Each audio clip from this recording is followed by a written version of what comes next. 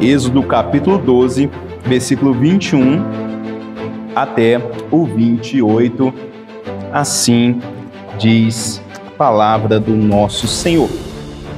Chamou, pois, Moisés todos os anciãos de Israel e lhes disse: escolhei e tomai cordeiros segundo as vossas famílias, e imolai a Páscoa. Tomai um molho de hisopo, molhai-o no sangue que estiver na bacia, e marcai a verga da porta e as suas ombreiras com o sangue que estiver na bacia. Nenhum de vós saia da porta de sua casa até pela manhã, porque o Senhor passará para ferir os egípcios. Quando vir, porém, o sangue da verga da porta e em ambas as ombreiras, passará o Senhor aquela porta e não permitirá ao destruidor que entre em vossas casas para vos ferir. Guardai, pois, isto por estatuto para vós outros e para vossos filhos para sempre. E uma vez dentro na terra que o Senhor vos dará, como tem dito, observai este rito. Quando vossos filhos os perguntarem: que rito é esse? Respondereis: é o sacrifício da Páscoa ao Senhor, que passou por cima das casas dos filhos de Israel no Egito, quando feriu os egípcios e livrou as nossas casas. Então o povo se inclinou e adorou. E foram os filhos de Israel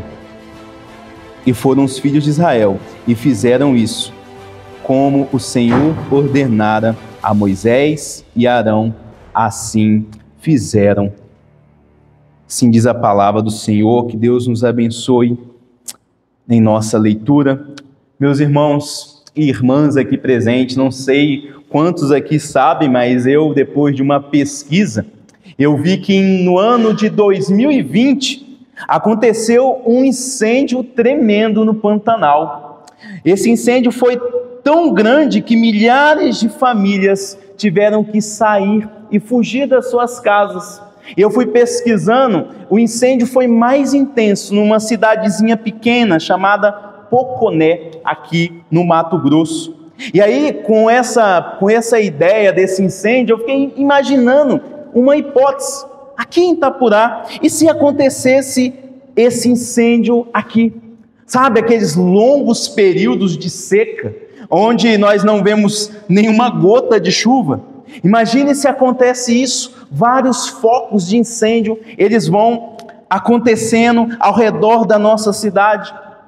E aí imagine no tempo de seca, aquela ventania desenvolvendo cada vez mais os incêndios.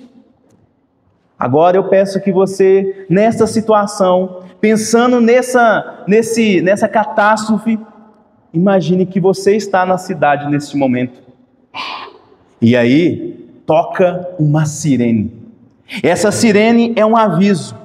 Todos nós já sabemos, temos que sair logo da cidade, temos que evacuar a cidade. Mas conforme foi dito pelas redes sociais, todos nós devemos passar nos pontos de coleta e pegar um kit de socorro. E esse kit de segurança, de proteção, seria calças compridas, botas e máscaras contra fumaça. A situação é clara, é de perigo. Todos estão em perigos. Porém, somente aqueles que seguem todas as instruções, pegar os seus kits e evacuar a cidade. Não pode olhar para trás, não pode pensar em pegar talvez algumas fotos, alguns pertences. Você agora tem que lutar pela sua vida, pela vida da sua família. Ou seja, quem segue as instruções escapa, porém quem não segue sofre o juízo. E é exatamente essa situação que acontece aqui no texto de Êxodo 12. É essa situação que nós vemos, num sentido de urgência. Nós vemos aqui claramente que o juízo de Deus estava para vir sobre o Egito. E esse juízo era claro, viria para acabar com todos os primogênitos. Mas Deus, como é misericordioso, Ele provê um meio, um caminho de salvação. O texto que nós lemos nos mostra exatamente esse caminho, o sangue de um cordeiro que seria morto. Ou seja, obedecer às ordens e às instruções do Senhor significava vida. Porém, a desobediência seria a morte e o fim. E baseado nessas verdades, meus irmãos, hoje nós vamos falar sobre Cristo. Cristo que é esse Cordeiro Pascual, e não o Cordeiro Pascual, o nosso Cordeiro Pascual. Nós veremos 3 verdades sobre a Páscoa e a nossa salvação. A primeira verdade que nós vemos aqui no texto é a realidade do juízo. As pragas que nós vemos aqui, essa praga, na verdade, são 10 pragas. E ela começa lá no capítulo 7. A penúltima é aplicada no capítulo 10. E nesses 4 últimos capítulos, nós vemos claramente 2 verdades bem claras. Primeira, Faraó, ele é teimoso. Como diz o texto, diz que ele constantemente, praga após praga, ele endurece o seu próprio coração. E a segunda verdade que nós vemos nesses 4 capítulos é a questão da impotência dos falsos deuses egípcios. Toda aquela multidão de deuses egípcios, um para cada coisa, do qual os egípcios confiavam, Deus desafiou cada um deles e se mostrou um Deus supremo sobre todos aqueles deuses, e revelando que eles eram falsos, não tinham poder para livrar. E no capítulo 11, então, nós vemos o seguinte: nós vemos que as 9 pragas já foram aplicadas.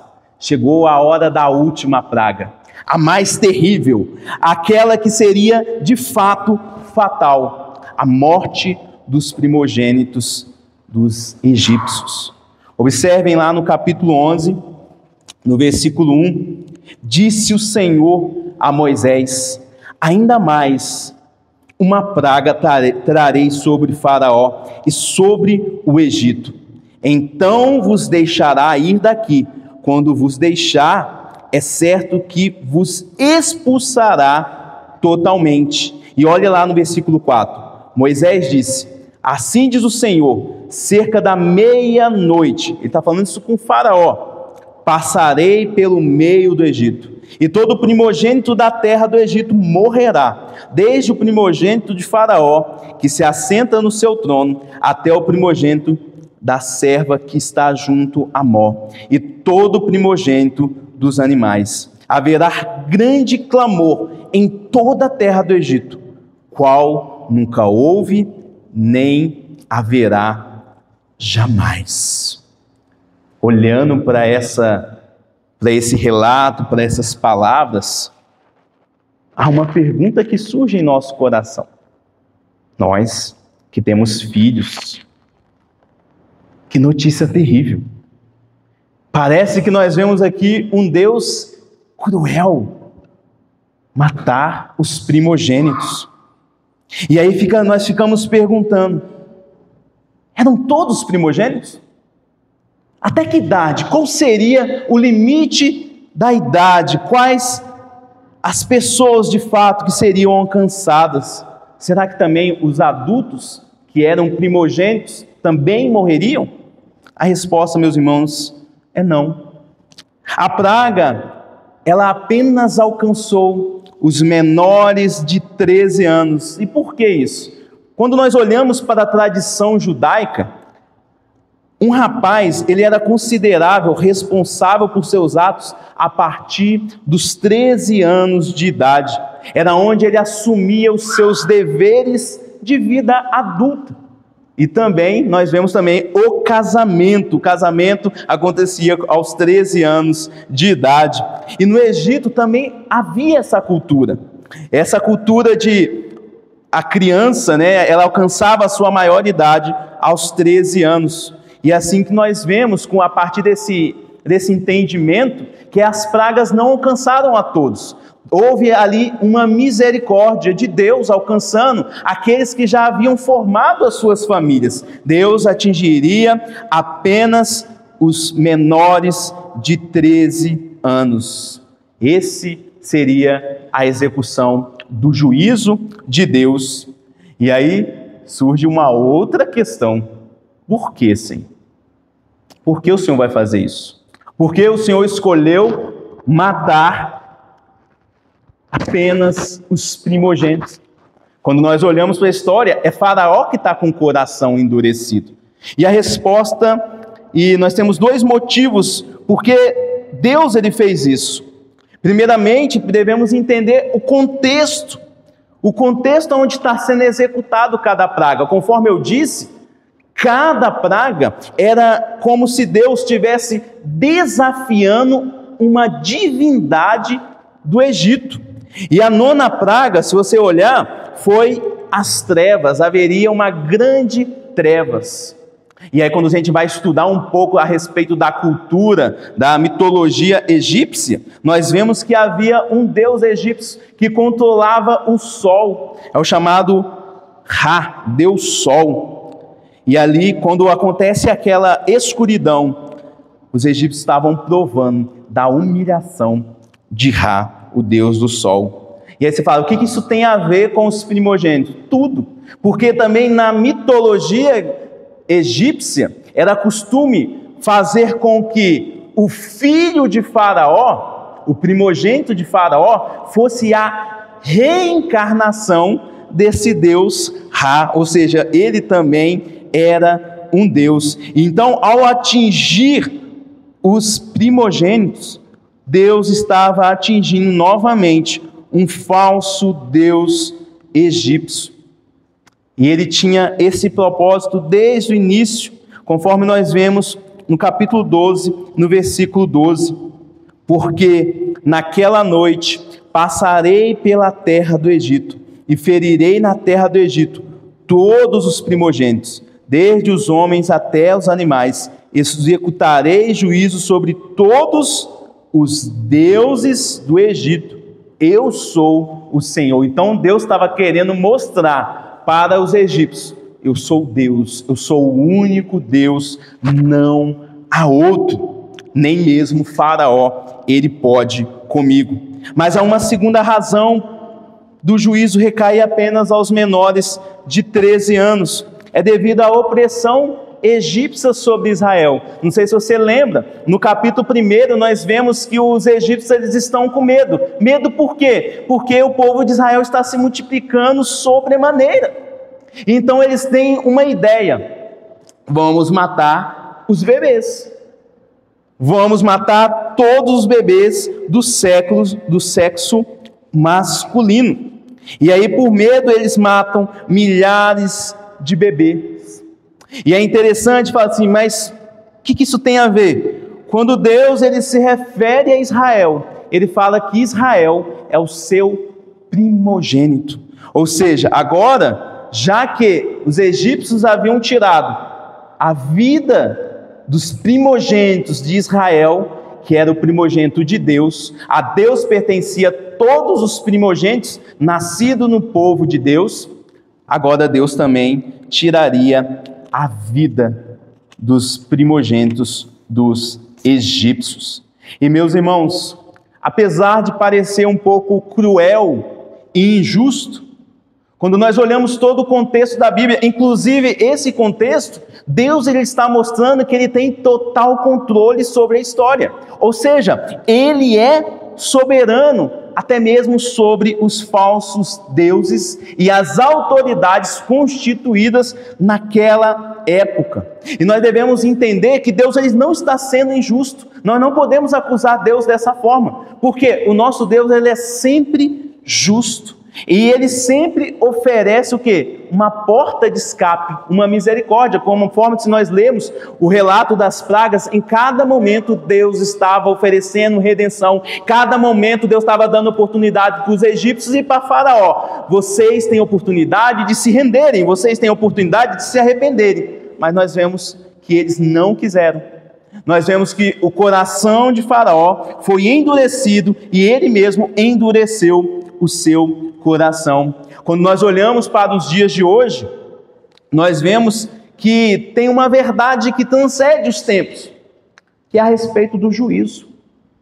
Há um juízo também para chegar sobre todos os homens. Deus afirma que haverá um dia de juízo, um dia de julgamento, onde Deus julgará todas as pessoas, todos os seres humanos, vivos e mortos.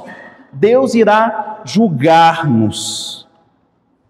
E aí você fala, que Deus cruel, como assim Deus, Ele cria o ser humano e agora Ele julga esse ser humano, sabendo que ele não tem condição, capacidade nenhuma de se salvar.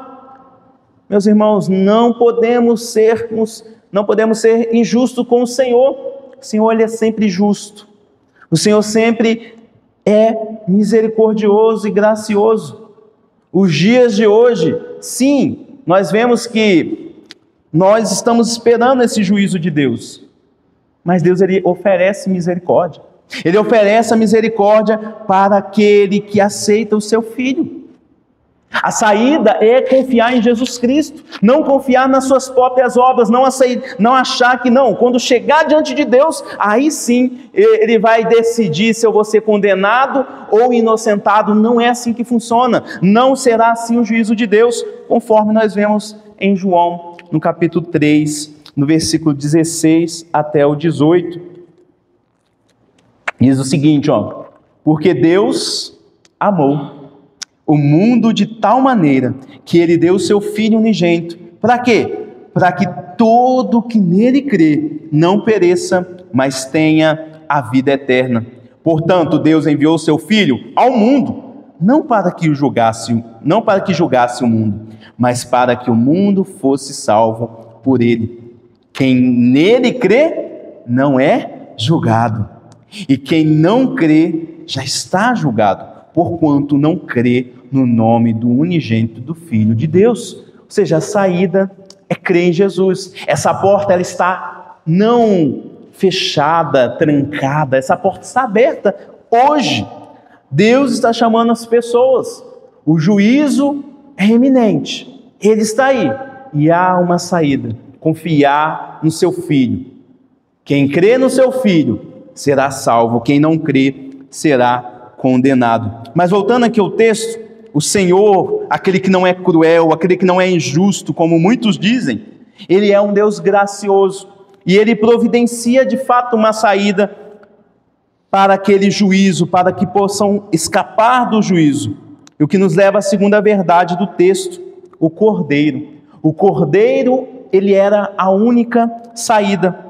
Voltando aqui no capítulo 11, no versículo 7, nos é dito que Deus, apesar de executar o juízo sobre toda a terra do Egito, Deus, Ele ia fazer distinção entre aqueles que eram de fato o seu povo e aqueles que não eram. Ou seja, não morreria nenhum só dos israelitas, eles seriam poupados, até mesmo os animais, conforme diz o texto.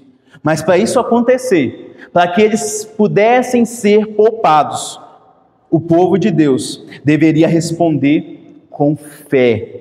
E não somente fé, não era somente crer, eles deveriam obedecer. Há uma fé ativa, uma fé que deveria ser realizada ali o quê?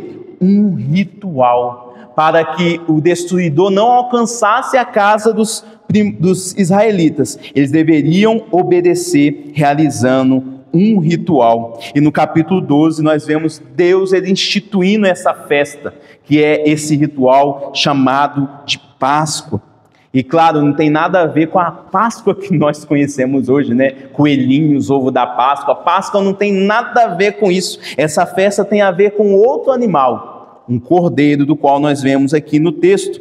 E para terem então os seus primogênitos salvos, os israelitas deveriam obedecer fielmente, prontamente, às instruções do Senhor. E a primeira instrução, no capítulo 12, no versículo 5, era escolher um cordeiro. Mas ela não era qualquer tipo de cordeiro. Deus fala para eles escolherem um cordeiro sem defeito.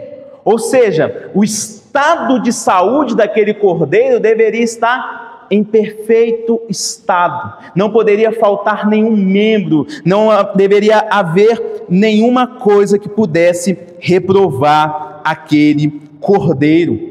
Ou seja, eles deveriam aprender naquele rito a oferecer a Deus o seu melhor. Deveriam oferecer a Deus o seu melhor cordeiro, o seu melhor animal, apontando para a vida deles. Eles deveriam oferecer a Deus o seu melhor. E esse cordeiro que foi escolhido ali no meio do rebanho, o melhor cordeiro sem defeito, ele morreria no lugar dos primogênitos. Ou seja, ele seria um tal de substituto para os primogênitos. Ele morreria, ou seja, nós vemos que Deus ele não faz, vamos dizer assim, uma vista grossa sobre o seu povo. Ele sabe que o seu povo é pecador. Ele sabe que o seu povo, os israelitas, também merecem o juízo. Tanto que fala que ele vai passar sobre toda a terra do Egito. Toda a terra. E ele passaria também sobre a casa do povo de Deus. E o povo de Deus só seria salvo por meio do sangue desse cordeiro. E quando nós olhamos para o contexto maior, contexto de toda a Bíblia, já na Nova Aliança, no Novo Testamento, nós vemos uma relação perfeita com Jesus Cristo. Nós vemos que esse cordeiro, ele tem essa relação clara, íntima, com a figura do nosso Senhor. O apóstolo Paulo, lá na sua primeira carta aos Coríntios, no capítulo 5, no versículo 7, ele chama claramente Jesus Cristo de o nosso Cordeiro Pascual. Ele olha para todo esse momento aqui, e essa festa que seria depois repetida por vários e vários anos, e ele fala, aquele Cordeiro é Jesus Cristo, aquele que ia de fato se sacrificar pelos os nossos pecados. E Jesus Cristo ele faz isso, nós bem sabemos. Cristo ele morre pelos nossos pecados.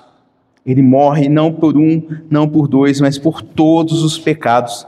O apóstolo Pedro, no texto que nós lemos na liturgia, ele fala de fato, e ele afirma, Jesus Cristo, ele é esse cordeiro, ele não possui nenhum pecado, ele é santo, ele é o melhor de Deus. E fala em João que Deus ele deu o quê? O seu Filho. Deus ele deu o seu melhor para pagar pelos nossos pecados. E a ideia, meus irmãos, que nós vemos aqui é que Deus ele dá esse cordeiro, o melhor cordeiro. Isso nos mostra que ao olhar para a nossa vida, nós devemos entregar sempre o melhor, conforme eu disse. Entregue o melhor ao Senhor. No culto, quando você vir no domingo, não pense, é só mais um culto. Não, é o Senhor. Eu devo entregar o meu melhor. Quando você pensar em uma oferta, não falo de quantidade, mas falo da qualidade do seu coração. Ofereça com alegria, ofereça o seu melhor. Nas suas devocionais, ofereça ao Senhor o seu melhor.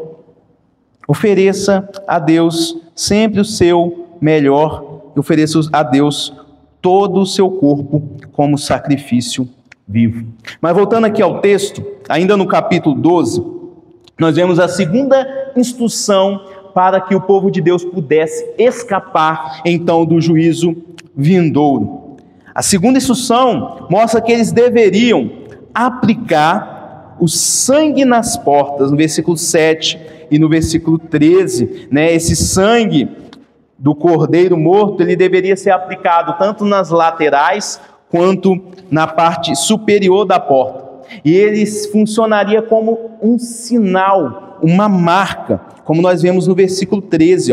O sangue vos será por sinal, uma marca nas casas em que estiverdes. Quando eu vir o sangue, passarei por vós, e não haverá entre vós praga destruidora, quando eu ferir a terra do Egito. Então Deus está deixando bem claro, eu vou ferir toda a terra do Egito. O juízo virá sobre todos, não há distinção, mas sobre aqueles que tiverem esse sinal, o sangue do Cordeiro, esses serão poupados.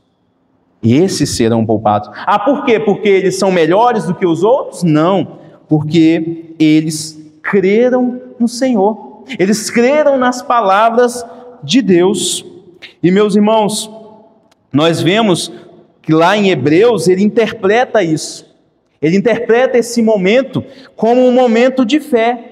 Diz lá em Hebreus 11:28, que pela fé celebrou a Páscoa e o derramamento do sangue. Então não adiantava simplesmente ir lá e matar um cordeiro, fazer todo o ritual. Eles deveriam fazer isso pela fé, com fé. Assim que foi as instruções de Deus. E meus irmãos, e é por isso que nós devemos confiar, devemos ter fé no sacrifício de Jesus. Nós devemos crer que Ele de fato morreu pela sua vida. E essa fé, conforme eu sempre falo, ela é individual. Cada um de nós devemos dar esse passo de fé, de confiança no Senhor. E fala que essa fé no sacrifício de Cristo nos protege da ira vindoura. E não somente esse benefício é concedido, mas o benefício da vida eterna. Ou seja, o sangue de Jesus, o sacrifício de Jesus Cristo, e além de Ele nos proteger, Ele nos dá vida eterna. Mas voltando aqui ao texto, a terceira instrução para escapar do juízo que o povo de Deus deveria seguir era consumir o cordeiro completamente. Versículo 10, Deus fala por meio de Moisés, dizendo ao povo, vocês vão escolher esse cordeiro, vocês vão matá-lo, e o que vocês vão fazer com ele? Versículo 10, vocês vão comê-los, e nada deixareis dele até pela manhã. O que porém ficar até pela manhã, queimá-lo-eis. Então Deus estava falando, vocês vão ter que comer ele por completo. Não deve sobrar nada. E se sobrar, vocês devem queimá-lo. Vai haver somente as cinzas. E mais, diz que nenhum daqueles ossos nenhum osso do cordeiro deveria ser quebrado. E nós vemos isso claramente acontecendo na crucificação do nosso Senhor Jesus. Jesus fala que Ele se entrega totalmente, a tal ponto de Ele se tornar maldição em nosso lugar. E Ele também diz que nenhum dos seus ossos foram quebrados. Lá no Evangelho de João, no capítulo 19, versículo 33 até o 36, fala exatamente isso. Que eles não quebraram os ossos de Jesus, apontando claramente para esse tipo de cordeiro. E na Santa Ceia, meus irmãos, nós nos apropriamos plenamente de Cristo. A ideia da Páscoa era, coma daquele cordeiro completamente. Na ceia, no Novo Testamento, nós também devemos nos apropriar plenamente de Cristo e sem reservas. Quando nós participamos, mesmo de forma simbólica, do pão e do vinho, nós estamos nos identificando com o sacrifício de Cristo. E lá em João, no capítulo 6, no versículo 53 até o 56, o próprio Senhor Jesus nos ordena que façamos isso. Ele diz, por ser o Cordeiro de Deus, que a sua carne e o seu sangue são verdadeiramente comida. Olha só, João 6, versículo 53. Respondeu-lhe Jesus, em verdade vos digo, se não comerdes a carne do Filho do Homem e não beberdes o seu sangue, não tendes vida em vós mesmos. Quem comer a minha carne e beber o meu sangue tem a vida eterna, e eu ressuscitarei no último dia. Pois a minha carne é verdadeiramente comida, e o meu sangue é verdadeira bebida. Quem comer a minha carne e beber o meu sangue permanece em mim, e eu nele. Mas voltando aqui ao texto de Êxodo, ainda no capítulo 12, nós vemos uma quarta instrução. No versículo 8, fala que eles deveriam comer a carne do cordeiro com alguns acompanhamentos. Hoje nós, quando fazemos um churrasco, também fazemos isso, né? Nós temos um acompanhamento, um arroz, um vinagrete, uma salada. Olha só quais eram os acompanhamentos. Pães asmos, ou seja, sem fermento, e ervas amargas.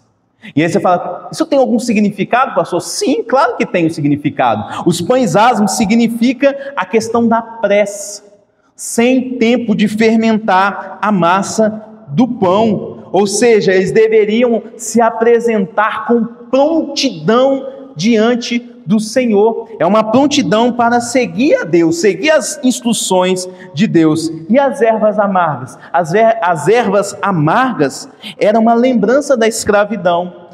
Como isso aqui se tornaria depois um memorial, anos e pós anos, depois da libertação, porque nós vemos que ainda no capítulo 12, Deus ele provê a libertação do seu povo. E anos vão se passar aonde essa festa seria um memorial, ou seja, eles deveriam se lembrar do tempo difícil, do tempo de escravidão que os seus pais passaram. E além disso, era uma maneira de ensinar os seus filhos. Olha lá no capítulo 12, versículo 26 e 27, ó. Quando vossos filhos os perguntarem, que rito é esse? Por que um cordeiro? Por que comer todo o cordeiro? Por que não pode quebrar o osso do cordeiro? Por que tem que comer pão sem fermento? Por que tem que ser essas ervas amargas? Ah lá, quando seus filhos os perguntarem, que rito é esse? Respondereis, é o sacrifício da Páscoa ao Senhor, que passou por cima das casas dos filhos de Israel, quando feriu os egípcios e livrou as nossas casas. Ou seja, seria uma ferramenta didática, uma ferramenta para ensinar as futuras gerações. E na nossa Santa Ceia, fazendo essas correlações, nós vemos exatamente isso, nós vemos que nós nos apropriamos do pão que representa o corpo de Cristo e o vinho que representa o sangue de Cristo. E no momento da ceia, conforme as instruções do apóstolo Paulo, nós vemos que nós devemos examinar o nosso coração. Ou seja, nesse examinar, esse momento que eu tenho antes, somente com o Senhor examinando a minha vida, é o momento onde eu lembro das amarguras do pecado, é o momento onde eu lembro o quão foi difícil, o quão é precioso esse momento, o quão foi difícil o Senhor Jesus enfrentar.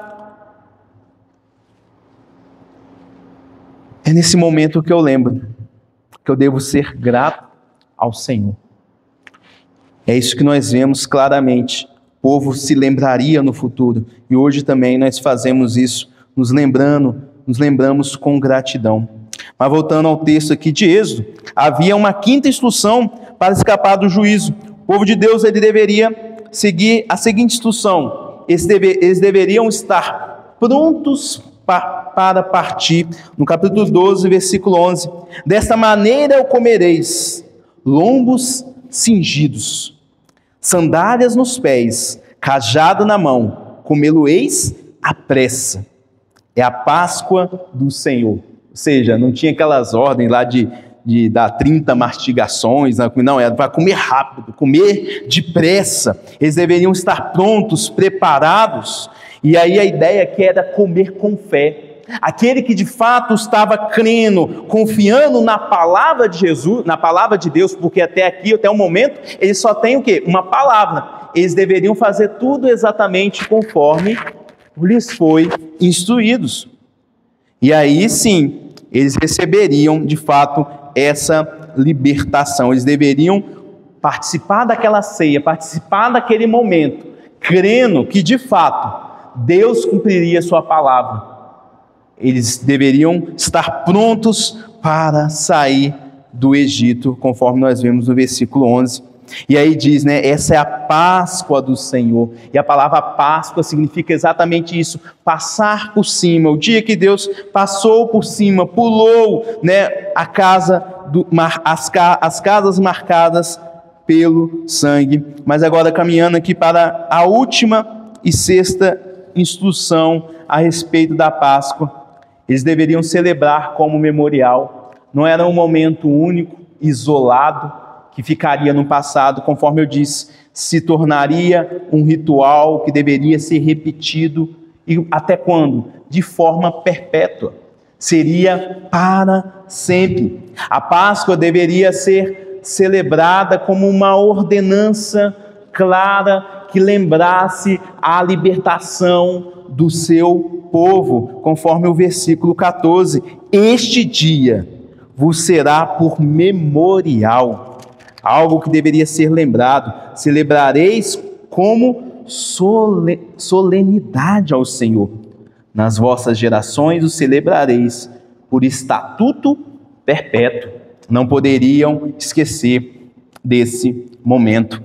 A obediência era estrita, a obediência estrita dos israelitas às ordens de Deus foi essencial ali, como nós vemos, para a sua libertação. Ou seja, nesse momento, eles são claramente um bom exemplo de fé e obediência.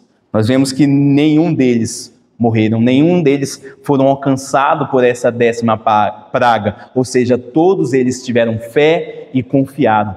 Apesar de eles cometerem erros depois, no futuro, murmurarem, quererem voltar para o Egito, vai acontecer aqui daqui a pouco, eles vão querer voltar para o Egito, mas nesse momento eles têm fé, nesse momento eles confiam na palavra de Deus, e é nisso que nós nos apegamos, que eles de fato confiaram no Senhor, eles de fato obedeceram o Senhor nos seus mínimos detalhes. E olhando para essa obediência, nós também devemos ficar atentos para nós. Conforme eu disse, é um exemplo. É um exemplo. Quando nós olhamos para todo o contexto da Bíblia, continuando fazendo aquela relação, Deus ele liberta aqui o seu povo de uma escravidão física. Aqui é uma libertação física, mas quando nós olhamos para a libertação que Cristo nos proporciona, é uma libertação definitiva, espiritual e eterna. Cristo nos liberta do pecado que nos escraviza.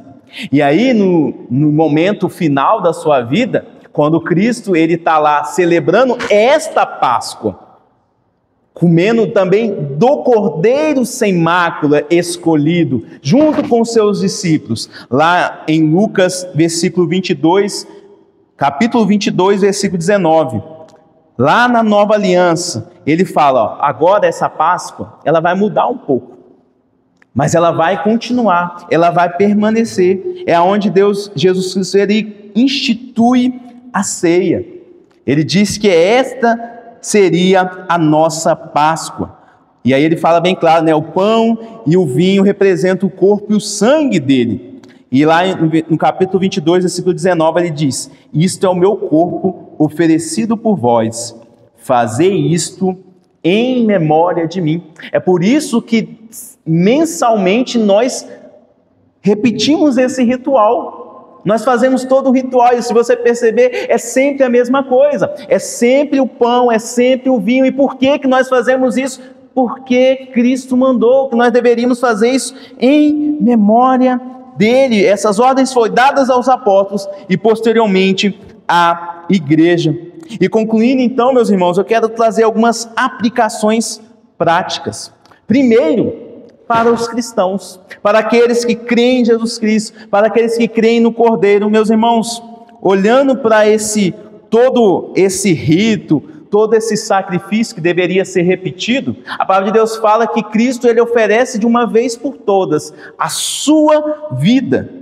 E olhar para esse ritual nos deve fazer lembrar e compreender o custo do sacrifício de Cristo. E quando nós entendemos este custo, o que foi de fato colocado sobre o altar de Deus como exigência, isso nos leva a viver em gratidão. Não nos leva simplesmente a termos gratidão, nos leva a todo domingo que celebramos a ceia, a expressarmos a nossa gratidão ao Senhor. Todo momento nós lembramos, todo mês nós lembramos, um cordeiro foi morto pela minha vida, um cordeiro foi morto por causa dos meus pecados. Isso me leva a ser grato, mas também me leva a obedecê-lo. Por que obedecê-lo? Porque o apóstolo João diz que ele faz isso por uma motivação muito boa e muito louvável. Ele faz isso por amor. O Senhor Jesus, ele faz isso por amor. Ele faz isso por amor a nós. E aí ele fala, sabe por que nós o amamos? Porque ele nos amou primeiro. E esse amor é um amor incondicional. Não um amor porque ele viu algo bom em nós, mas muito pelo contrário, ele nos amou apesar das nossas falhas, apesar dos nossos pecados. É por isso que a ceia deve ser celebrada como um momento de alegria. É uma mistura, assim, de tristeza por causa dos nossos pecados, uma tristeza por causa do custo, do sacrifício de Jesus Cristo, o cordeiro que foi morto, mas também a alegria, porque relembra a nossa salvação, relembra o custo e também nos incentiva a servir a Deus. Por quê? Esse momento ele é repetido e a Bíblia fala que ele é um momento onde as pessoas, os não crentes, eles testemunham o sacrifício de Jesus. Eles testemunham o Evangelho. Ou seja, nos incentiva a levar o Evangelho a todas as pessoas. Conforme eu disse, essa gratidão não deve ser passageira, mas deve ser um estilo de vida, algo enraizado em nosso coração. Uma segunda aplicação para nós que somos crentes é viver essa vida de pureza. Nós vimos que eles deveriam comer pães sem fermentos. E fermento, no contexto lá da carta aos 1 Coríntios, no contexto do apóstolo Paulo, tinha relação clara com o pecado. E o apóstolo Paulo diz que nós, que fomos de fato alcançados pelo Senhor, deveríamos viver uma vida diferente, uma vida afastada desse fermento, uma vida sem fermento, ou seja, os crentes devem rejeitar o pecado, vivendo em sinceridade e santidade diante do Senhor. Nós devemos ser como esses pães sem fermentos no mundo. Nós somos pessoas separadas, santas para o Senhor. Mas aqui também há uma aplicação para aqueles que não são de fato cristãos, aqueles que ainda não pegaram a sua carteirinha e declaram para todas as pessoas, olha, eu sou de fato um cristão. Qual que é a aplicação aqui? A aplicação para aquele que ainda não tomou atitude o juízo, ele é iminente. O juízo, ele é claro. O juízo virá. Por isso você deve reconhecer que precisa do Salvador. Você deve reconhecer, assim como os israelitas precisavam de um cordeiro, você deve reconhecer a sua necessidade de um Salvador.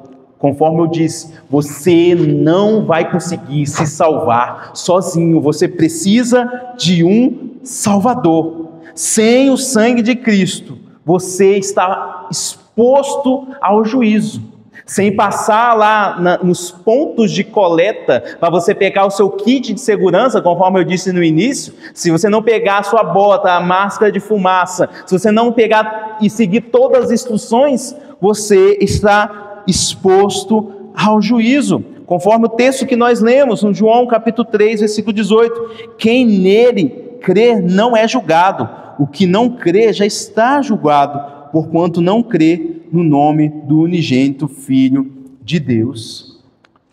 Você precisa entender isso nessa noite, a sua necessidade. Tem que falar, eu preciso desse sangue, eu preciso comer dessa carne, desse cordeiro, eu preciso beber do seu sangue, porque a sua carne, o seu sangue é a verdadeira bebida, aquilo que de fato traz vida plena e vida eterna.